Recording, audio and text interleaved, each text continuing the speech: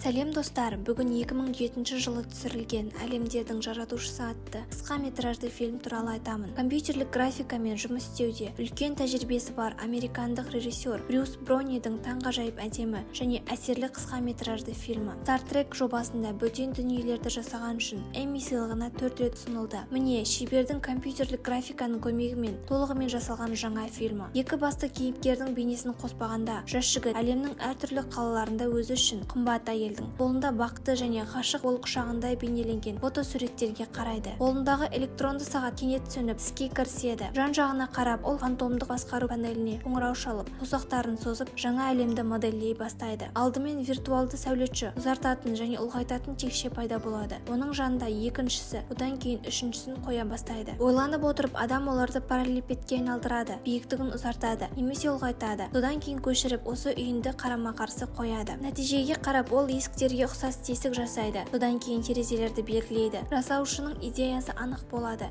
Жаңа қала дүниеге келеді. Сәулетші қасбеттерді колонналармен және асханалармен безендіреді. Кіреберістердің үстіне белгілер жасады. Жол белгілерінде ұмытпайды. Кескіндеме және әрлеу уақыты келді. Ол қабырғаларды ашады. Ол оны алып виртуалды палитрамен бояйды және қабырғаларды антикварлық тас немесе кірпіш астында қалдырып, білек құрылғысымен тексереді. Сәулетші көшеде серуендеп жүр. Әр үй өз бетінше аяқталды. Тротуар және көптеген терезелерді жылтыратты. Келесі қимылмен сарай тастың ортасында ағаш өсіреді. Ең жақсы түрі мен өлшемін таңдайды. Содан кейін әр жапырақшасына гүл отырғызып, оны сүйіспеншілікпен түзетеді. Ол қазірдің өзінде кетіп бара жатқанда бір нәрсенің аяқталмағанын түсініп қайта оралады және оны мұқият бояйды. Оны сәнге келтіріп және оған керемет хош иіс береді. Қанағаттанған шебер өз туындысының алдына жымиып қатып қалды. Бірақ сағат қайтадан өзін еске түсіреді. Біз гері санақты бастаймыз. Шебер соңғы штрихтарды асығыс қолданып жүріп, мен кішігірім кемшіліктерді түзетіп, таңдау арқылы күн сәулесін жасап, ең жақсы жарықтандыру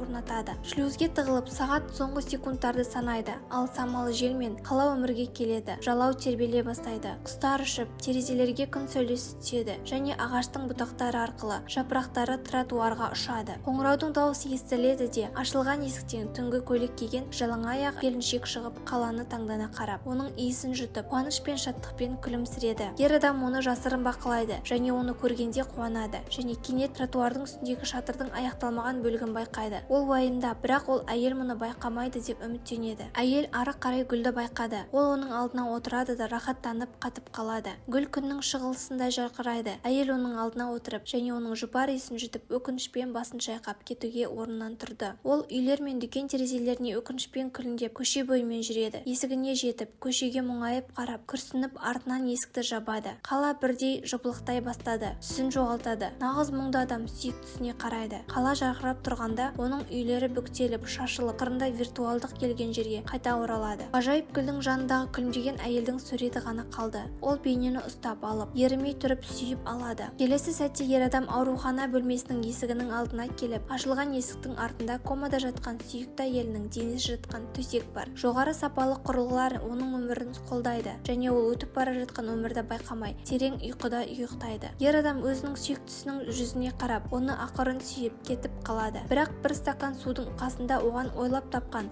қаланың керемет гүлі тұр және айналаның бәрін нұрландырады. Адамдар қаншалықты жиі ұқсас болып келетін сөз тіркестерін айтады. Мен сізге бүкіл әлемді беремін деп айтады. Және оған келгенде, адам өзіне қымбат адам үшін сағаттарын құрбан ете алмайды. Өкінішке орай, адамдар сенімді қарым-қатынас орната алмайды. Оны өз саусақтарымен ұқыр ету үшін жаңа әлем құру, былай тұрсын. Тәжірибелі дәрігерлер өмірдің екінші жағындағы адаммен сөйлесуге жиі кеңес береді. Шындықпен байланысын мүлде жоғалтты. Әркім өзінің туған тұлғасына қол жеткізу қабілетіне сене бермейді. Сондықтан ескі дәлелденген шынайы махаббатты есте ұстаған жөн. Сіз нағыз ғажайыптар жасай аласыз. Тіпті 1-2 минутқа қала тұрғыза аласыз. Тек қана сүйікті адамның бақыты үшін.